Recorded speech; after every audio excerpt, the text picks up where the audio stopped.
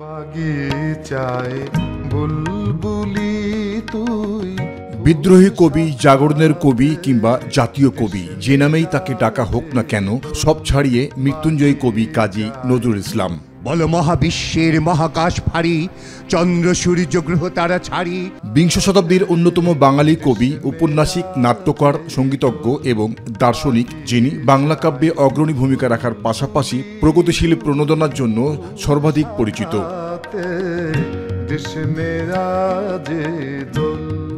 এখন যে কোনো ব্র্যান্ডের পুরাতন এসি বদলে নতুন ওয়ালটন এসিতে উপভোগ করুন 25% ছাড়।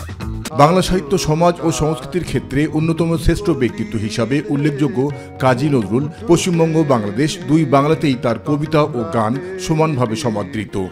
নাই দেশ কাল পাত্রের ভেদ, অভেদ ধর্ম জাতি। কবি নজরুলের কবিতায় বিদ্রোহী দৃষ্টিভঙ্গির কারণেই তাকে আখ্যায়িত করা হয়েছে বিদ্রোহী কবি নামে, যার মূল বিষয়বস্তু ছিল মানুষের উপর মানুষের অত্যাচার, সামাজিক অনাচার এবং শোষণের বিরুদ্ধে সোচ্চার প্রতিবাদ।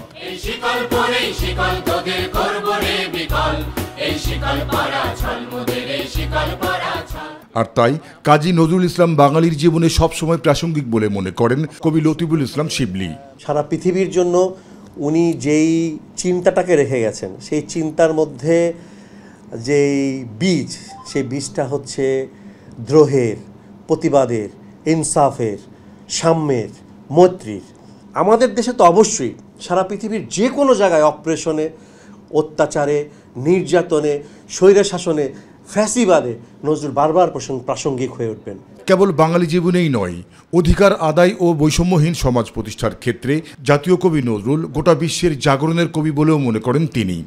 নজরুল শুধু আমাদের জাতীয় জীবনের জন্যই না, আমরা সৌভাগ্যবান যে আমরা আমাদের ভাষায় তাকে পেয়েছি, আমরা সৌভাগ্যবান যে আমরা আমাদের মাটিতে তাকে পেয়েছি, আমাদের অঞ্চলে তাকে পেয়েছি। কিন্তু নজরুল বেসিক্যালি আমার এই ক্ষুদ্র জ্ঞানে যেটা মনে হয়, নজরুল সারা বিশ্বের।